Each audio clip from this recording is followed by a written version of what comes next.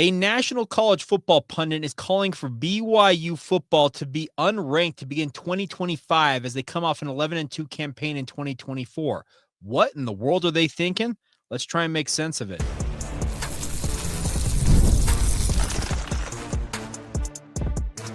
You are Locked On Cougars, your daily podcast on the BYU Cougars, part of the Locked On Podcast Network, your team every day.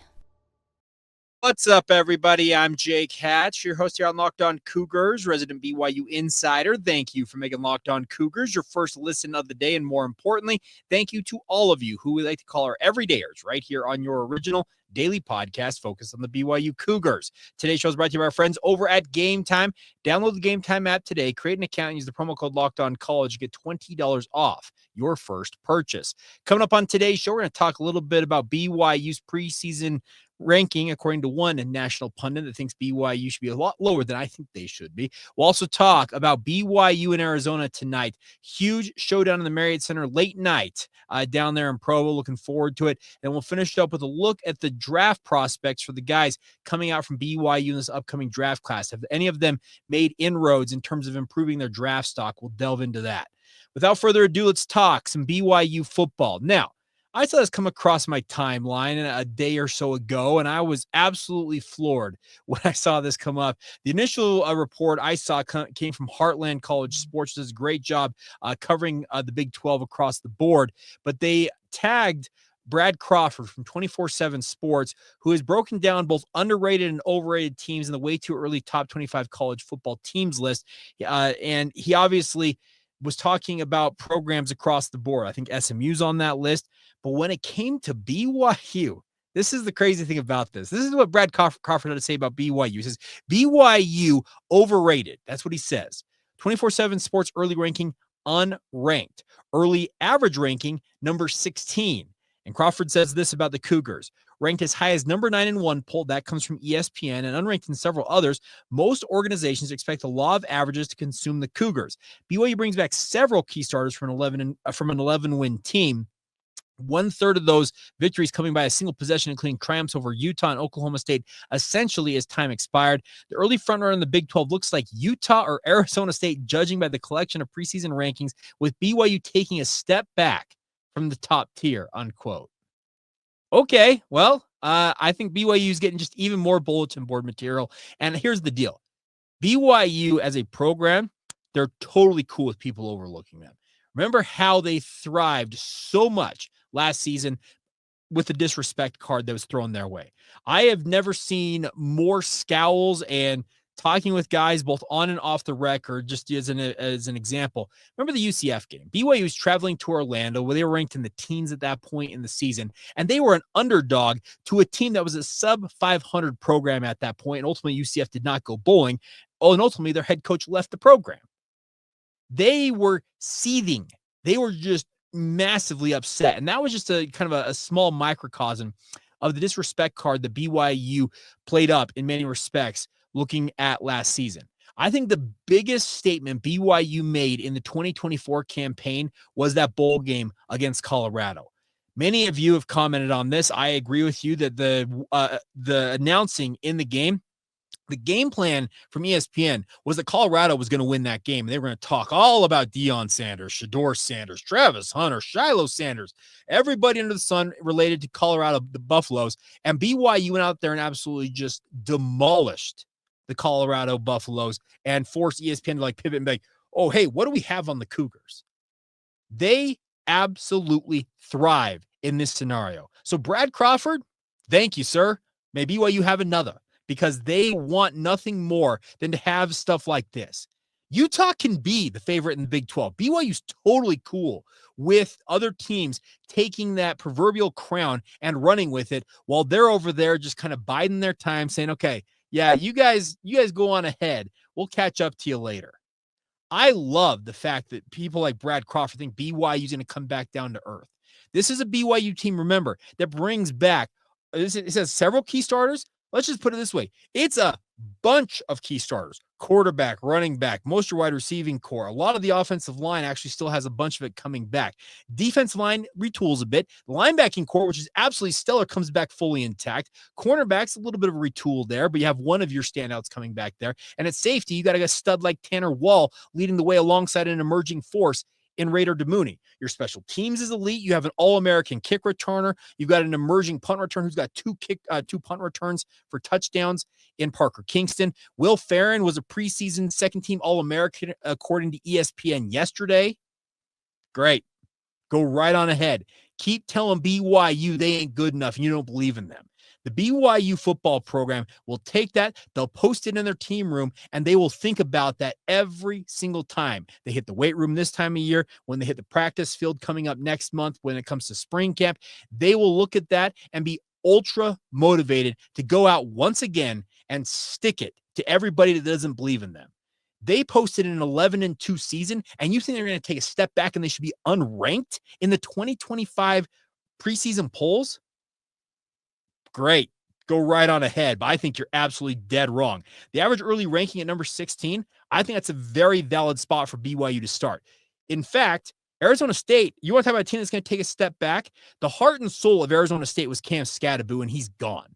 Nothing against guys like Sam Levitt, nothing against Jordan Tyson, nothing against Kenny Dillingham.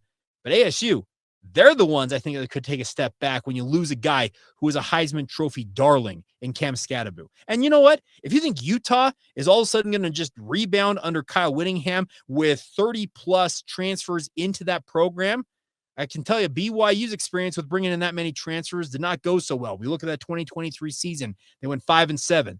They bet on continuity the year after that. It yielded an 11-2 record.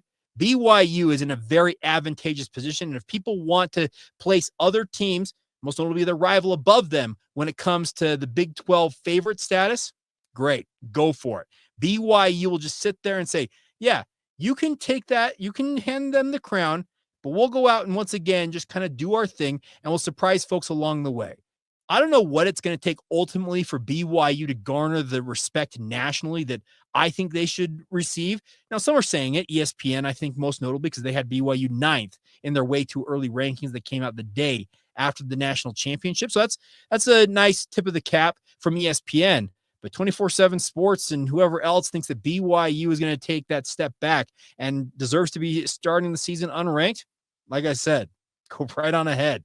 I don't think there's any member of the BYU football program, coach, staff member, administrator, and the players themselves who will regret, or not regret's probably the wrong term, but will have any problem with you underrating them.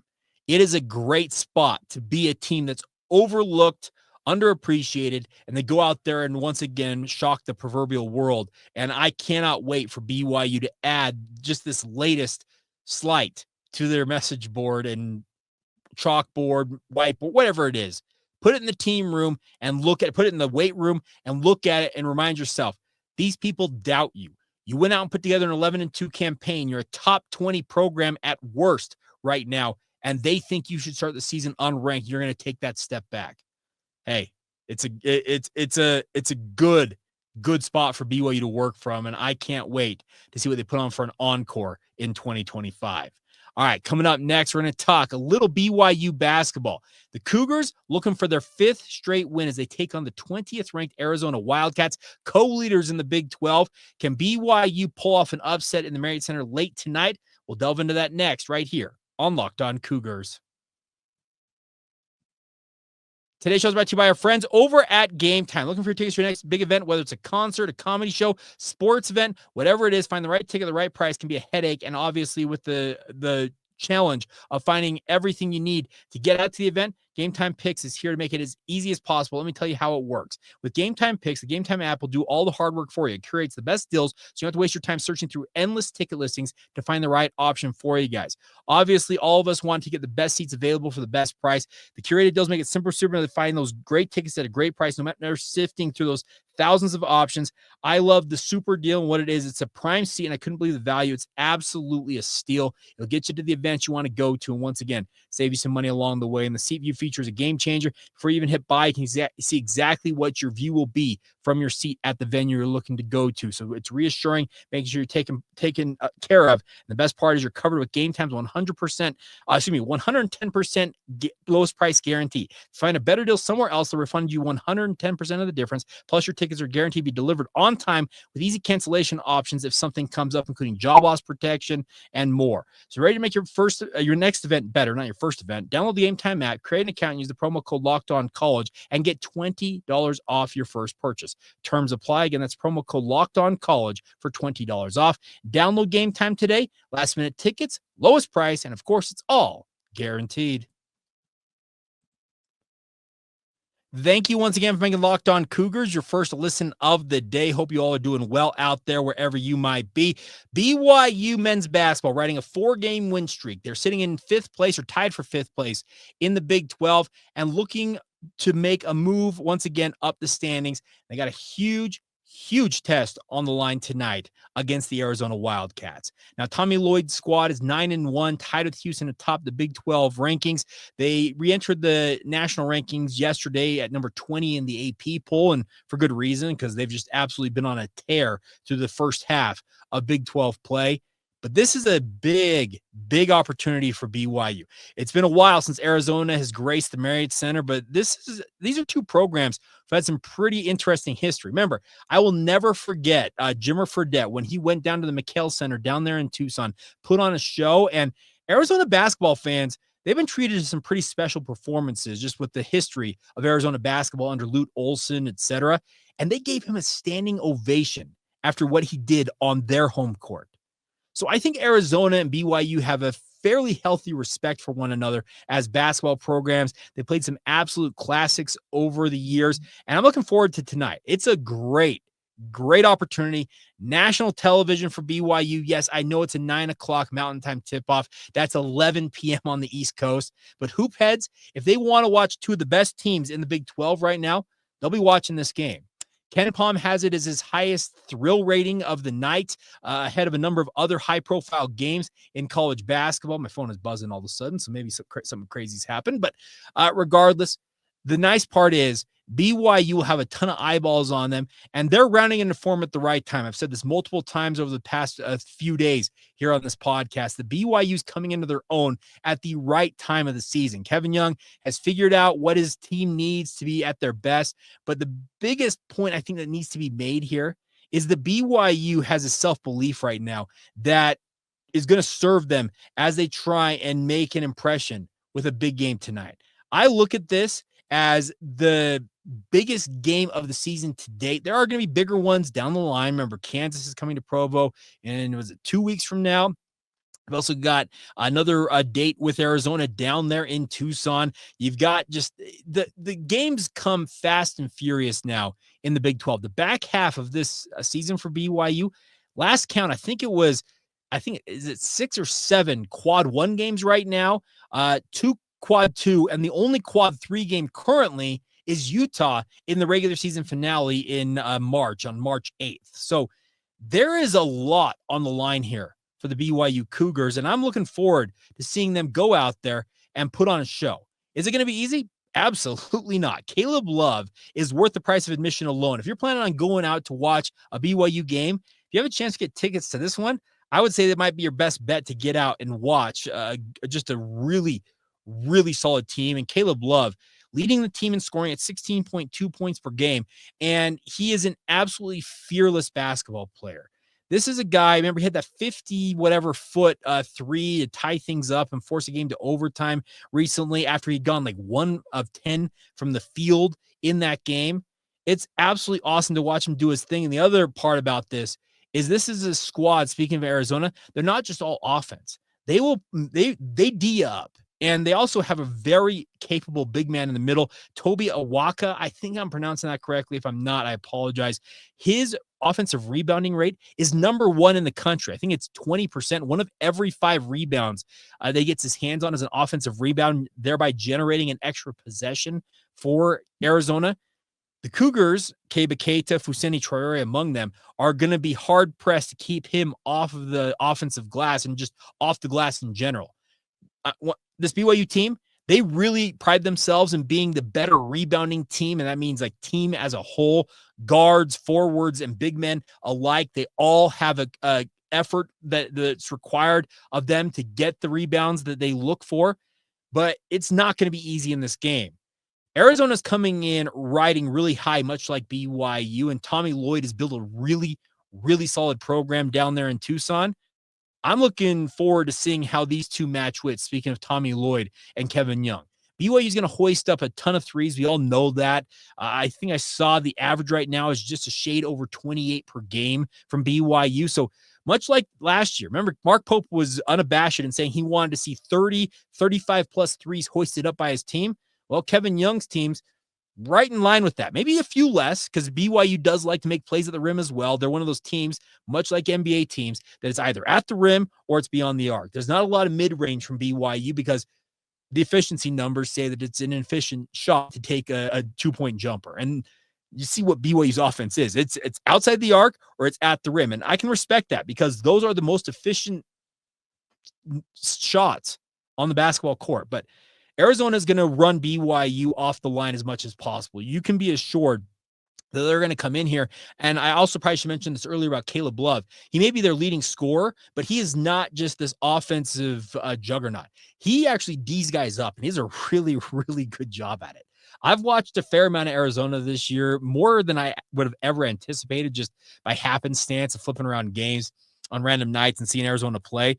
And I'm in love with Caleb Love. I know that sounds weird to say that but he is a really, really phenomenal basketball player. And I'm eager to see what he does against BYU. But conversely, I want to see what BYU does against him. I think BYU is going to pick and roll this Arizona team to death because, once again, they like to run a lot of man concepts. And I was reading a great profile. It was actually a Q&A session on Vanquish the Foe. Robbie McCombs caught up with one of Arizona's writers. And they talked about the fact you won't really ever see a zone from Arizona. They like to D up man for man, and they were concerned about BYU's ability to run the pick and roll with Jaeger, Demon, Keba Keita, Fousseyni Traore. Dallin Hall's also in that mix. I think the pick and roll could be a key differentiator here for BYU. If Arizona, Toby Akawa, Love, Jaden Bradley, who's their second leading scorer on the guard line, KJ Lewis, if they can't keep BYU's pick and roll contained, that could be the ticket for BYU to drive and kick, get to the rim with layups, dunks, just attack Arizona relentlessly. And the other thing I'll add for BYU, a key to the game, play fearless. I know that Arizona is the big dog, and they're coming into this game as one of the co-leaders in the Big 12. But this is a BYU team that is really rounded into form, and they should be riding high themselves. They are sitting right now tied for 5th place in the Big 12, and they have every reason to believe that they can, on their home court, take down the Arizona Wildcats and notch a big upset and garner their 5th victory, and more importantly, maybe their signature win of the season. I've seen some consternation out there on social media about how certain programs are rated to be in the NCAA tournament field and higher rated on bracketology than BYU. The only thing that BYU basketball lacks right now is more quality wins. This game right here against Arizona, that's about as big of a quality win as you could ask for in this circumstance. So the simple fact of the matter is, for BYU, go out there, get the dub, push it to 5 straight wins, and start to have more people set up and say, hey, what's this BYU team doing? They got a lot more juice in the tank than maybe we anticipated. And I'm eager to see what BYU shows on the court tonight. It's going to be a late night, and many of you know that I do morning radio. It's going to be a very short night for me in terms of the turnaround from watching this game, doing the podcast, but then getting back on radio the next morning. But hey, it's these type of games that I crave to watch, and I love the fact that BYU's in the Big 12 and getting a chance to play a game of this caliber. So looking forward to it, and we'll see what happens. And of course, we'll have full reaction for you guys shortly after it goes final. We'll also have a lot of reaction to the big news coming up this morning. If you're watching this later in the day, you probably already know about it. BYU's Big 12 football schedule has been revealed. It was across like 5 different channels. So we'll have full reaction to that. We'll also talk about this game as well. So it should be a jam-packed episode tomorrow. You won't want to miss it. All right, we'll finish up this edition with a look at the draft stock for some of the former Cougars who are in this upcoming draft cycle. How are things going? How is Tyler Batty being rated after a really fine showing at the Shrine Bowl? We'll talk about all that next right here on Locked On Cougars.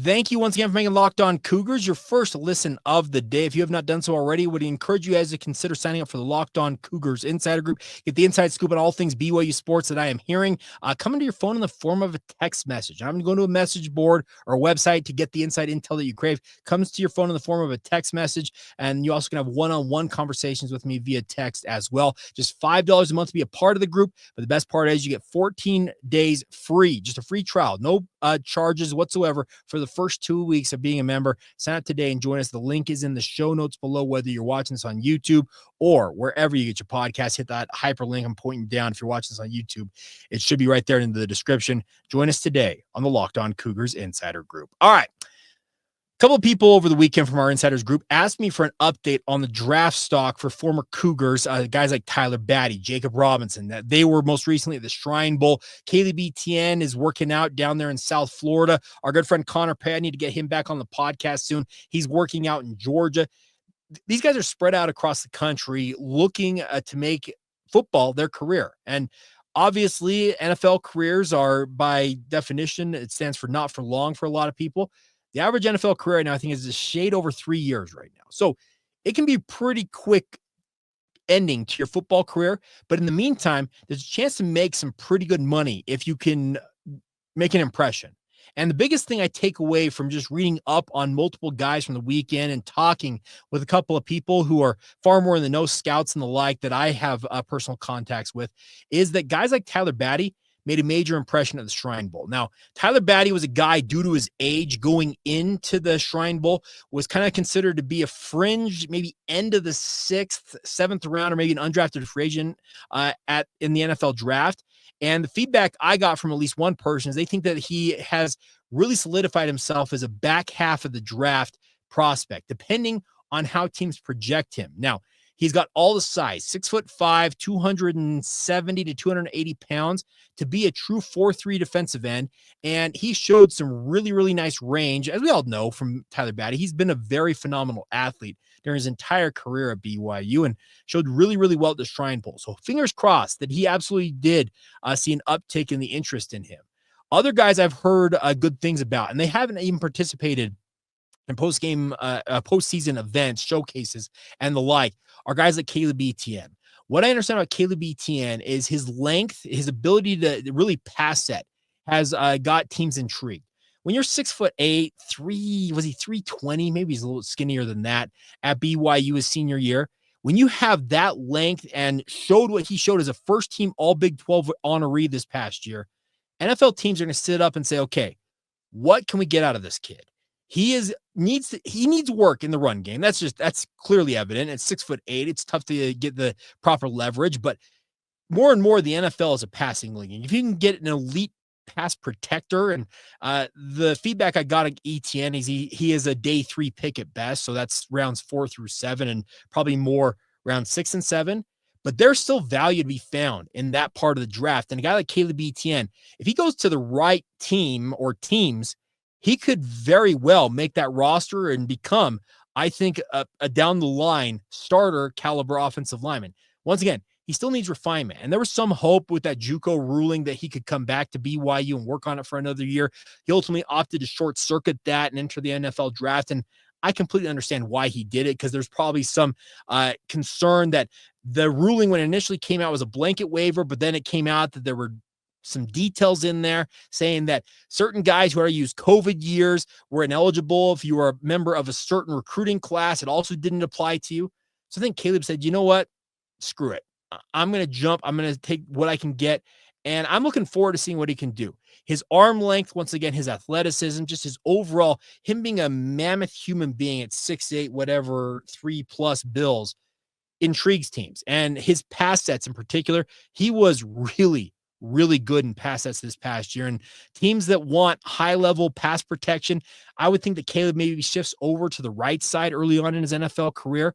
But that size, that length, it can't be taught. And BYU might see a 4th straight offensive tackle drafted out of BYU. And I would love to see him and his workouts, et cetera, move up the draft boards, maybe into that middle round area, the 4 and 5 round area. But that's obviously going to be dependent on what he does when he goes on his workouts and obviously goes to the Big 12 Pro Day and the like. And we'll see what happens there. The final name I got for you guys, actually, there's 2 more names, excuse me. Jacob Robinson is a guy to keep an eye on, just simply due to the fact that he's got playmaking ability. NFL teams, certain teams will take him off their list because he didn't have prototypical size. I think on a good day, Jacob probably measures in at 6'1" and $170 soaking wet. And it's nothing against Jacob. He worked on his body relentlessly at BYU. If he could pack on and get to 180, 185 and keep the speed and playmaking ability and his hips and everything he can do as a cornerback, that would bolster his chances. But the feedback I got from one person is that his playmaking ability will intrigue NFL teams. They still think that Jacob ends up as a priority undrafted free agent, so a guy who gets signed shortly after the draft wraps up. But much like Caleb Etienne, it's all going to depend on when he goes on his visits to these teams, shows what he's capable of. If a team falls in love with his film and falls in love with him as a player and he tests well at pro day, etc., he may find himself sneaking into the back half of the draft. But right now, the best case scenario, most people's eyes, is him as a priority undrafted free agent. And then the final name went up a little bit out of left field. And this came out of a conversation I had with somebody. I didn't ask about this player at all. Blake Mangelson, the Mangler himself. And as I understand it, the conversation I had about Blake, this came late last week, is that Blake was still evaluating signing with an agent at that point, but he's already gotten feedback and interest from NFL teams despite not having signed with an agent. That's pretty impressive. He's not having a guy going around, because what's agents, their whole job is to promote their client and get the best deal or deals possible for their clients. Blake doesn't have that right now. He doesn't have representation when it comes to an NFL team, last I checked. Now, that could have changed in a millisecond. All you got to do is sign on the dotted line with any one of these guys, and they begin doing that work for you. But before he was even signed or will sign with an agent, he's already getting NFL interest, and that's all because, remember, Blake became a really, really solid player on the interior of that defensive line. He could end up as a 5-technique defensive end, a 4-tech defensive tackle in the NFL. And it's very clear he's probably going to be a free agent. But if you're getting NFL interest without actually having an agent going out there and selling you to teams, that shows you that you did something pretty impressive during that 11-2 campaign for BYU. So congratulations. It would be really cool to see a guy like Blake Mangelson make it in the NFL. He's had a pretty phenomenal story. A walk-on from Juab High School, a 2A school here in the state of Utah, was a really phenomenal wrestler and played multiple positions and multiple styles of defense during his time at BYU, but finally found a home for himself and stood out to a big enough level that there is interest from NFL teams in him without him, once again, being sold to them by an agent or what they call an NFLPA certified contract advisor. Hint, that stands for agent. That's just the technical term that the NFL has for their agents out there. One thing I meant to show also before we go on today's show is look what I'm wearing right here. It's an Alamo Bowl champion shirt. It's from our friends over the Royal Blue Collective. I meant to point that out earlier on in today's podcast and say, hey, remember that thing that BYU won the Alamo Bowl? Well, we are hearing that BYU and Colorado are going to have that rematch of that game. It could be the Big 12 opener on September 27th there in Boulder. Well, guess what? Should be a fun one. And this is a really cool t-shirt. It's really comfortable. So if you want to get one of these, go over to the royalblue.co, I think is what it is, and join up today. They have a really cool new retro Richie Saunders t-shirt with his number on it, celebrating his phenomenal play of late, as we chronicled yesterday on the podcast, for those of you who are everydayers. So Royal Blue's got some really cool stuff going for them, and appreciate them being interested in this podcast and sending over some gear for me to try out. But really cool stuff. And if you want to be a part of it, once again, to support BYU via NIL, the Royal Blue, it's the official collective of BYU athletics. So get in the mix and get with them. And the nice part is you get some pretty sweet gear along the way. All right, so there you go. That's what I got for you guys on this Tuesday edition of the show. As always, thank you for all of your support. We will have a podcast up reacting to BYU's full schedule, what to make of it, where the breakdown lies, the best road trips, and the like coming up. We'll also talk about the outcome of BYU in Arizona as well. So plenty to cover on our next edition of Locked On Cougars, or multiple editions of Locked On Cougars the rest of the week. And as always, thank you for making Locked On Cougars your first listen today. And we will talk to you guys again tomorrow right here with all you everydayers on the Locked On Cougars podcast.